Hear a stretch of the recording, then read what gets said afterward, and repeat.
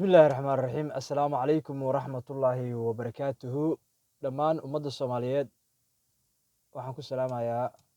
salaanta islaamka assalaamu calaykum waraxmatullaahi wabarakaatuhu gaar ahaan waxaan salaamayaa bulshaweynta reer galmudug oo aan rabaa inaan halkan uga diro hambalyo iyo bogaadin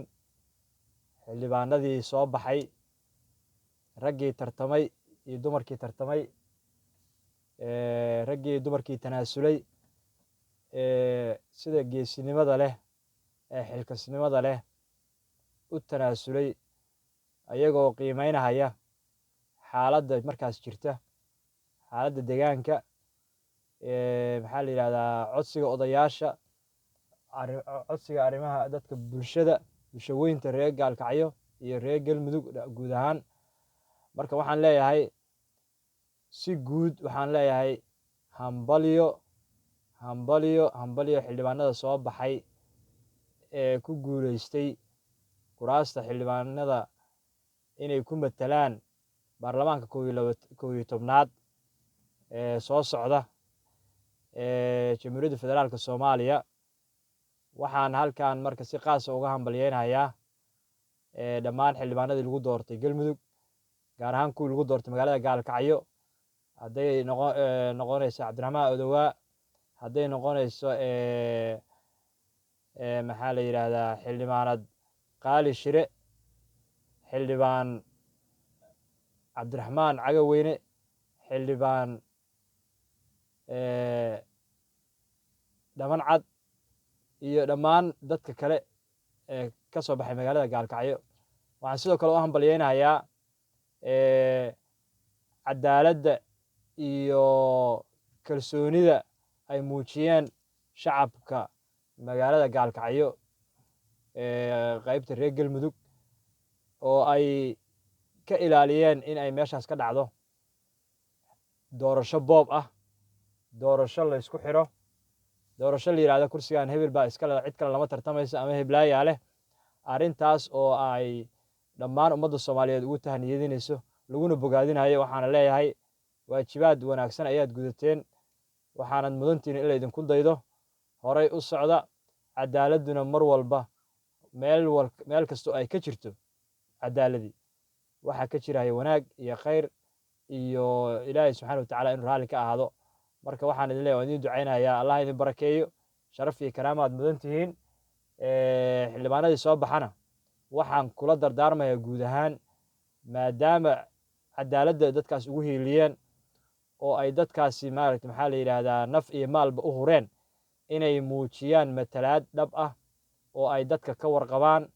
oo ay deegaankooda matalaad ay ku matalaan waxa ay bulshadoodu rabto ma aha waxa shaksi rabo ma aha waxa ayagu ay rabaan waa inay bulshada ka warqabaan waa inay isku xirnaadaan waa inay marwalba la soo xiriiraan waa inay baahidooda gaarka ah ee ay bulshadaani u baahan tahay deegaankan waa inay ka warhayaan oo ka warqabaan oo wixii xaq ay u leeyihiin ay uga keenaan federaalka iyo ummadda soomaaliyeed meesha ay wax ku qaybsanayso sidaas ayaa lagula dardaarmaya xil weyn ayaa la saaray waa laydin dhaarin doonaa kitaab baa laydin marin doonaa sidoo kale waxaan ugu dardaarmayaa inay ka shaqeeyaan wixii danta guud ee dadka soomaaliyeed iyo dalkan soomaaliyeed inay ka shaqeeyaan wixii wanaagooda ah wixii xumaan ah ee kusoo socdana ay ka difaacaan afkooda ay uga difaacaan waa hay-ad sharci dejin waa hay-ad awood leh waa inay ogaadaan inay yihiin matalaadda shacabka ayaga matalahaya gobolka deegaankoodana ay matalaan dadka soomaaliyeedna ay matalaan marka waa inay u shaqeeyaan si heer qaran ah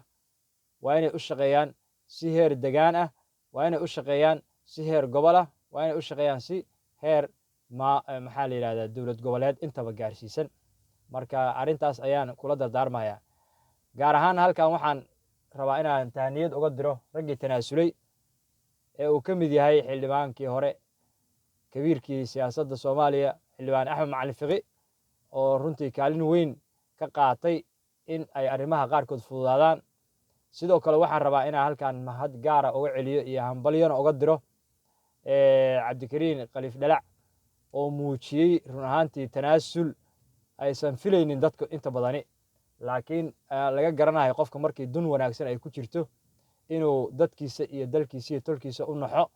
oo uu muujiyey tanaasulaad aad iyo aad u wanaagsan. waana uga hambalyeynaya, waxaan leeyahay hambalyo walaal, hambalyo hambalyo hambalyo ayaan leeyahay.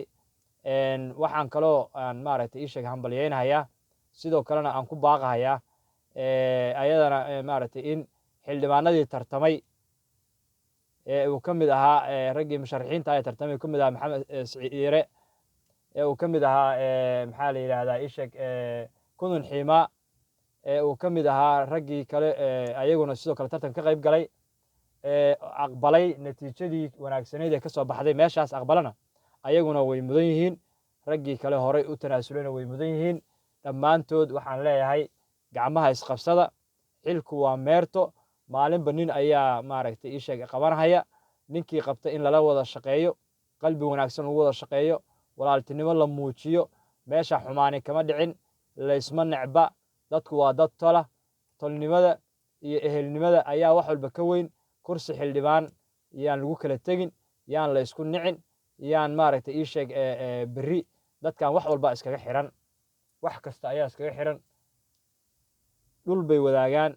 oo dhalashay wadaagaan, oo dhaqaalay wadaagaan, oo tolnimay wadaagaan, oo wax kasta ayay wanaagaan. marka waxaa la rabaa inay middaas ay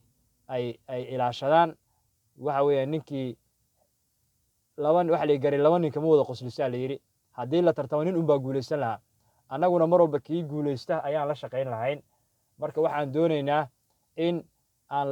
maaragtay cuqdad la isku qaadin, xumaan la isku qaadin, la isku calool fiyoobaado. wuxuu waa tartan. haddaysan miilaysi ahayn oo inta heshiis hore loo galay la dhihin hebel baa waqtigaan waxaa iskale reer hebel, waqtigaan waxaa iskale reer hebel, waxaan iskale waqtigaan reer hebel, haddaysan ahayn oo ay baasha in la tartamo ay noqoto si furan loo tartamo, waxa weeyaan waa in la wada bogaadiyaa dhammaan dadkii tartamay, kuwii tanaasulay iyo kuwii soo baxaba. annaga iskugu kaa mid weeye, xildhibaan kasta oo soo baxa waa xildhibaankeenni. waxaana rabnaa inaan si guud u taageerno oo aan ula shaqayno oo aan soo dhoweyno oo ay noqdaan dadku dad walaala ah oo aan ku kala tegin, maxaa la yidhahdaa ii sheeg soor ku kala tegin, oo aan xil ku kala tegin, laakiin dad wax walba ka dhexeeyaan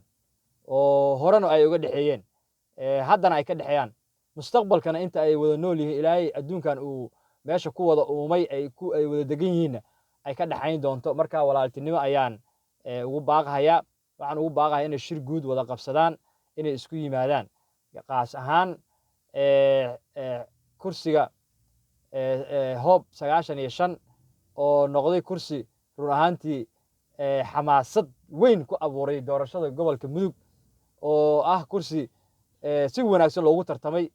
si maxaa la yidhahdaa cadaalada loogu tartamay, si furan loogu tartamay. waan hambalyeynayaa, waxaana leeyahay ninkaa ku soo baxay maxaa la yidhahdaa cabdiraxmaan cagaweyne ha lala shaqeeyo, dhabarkaa laga wada dharbaaxo, si guud ha loola wada shaqeeyo, si walaaltinimo ha loola shaqeeyo, si caloolfiyoobaana oo qalbi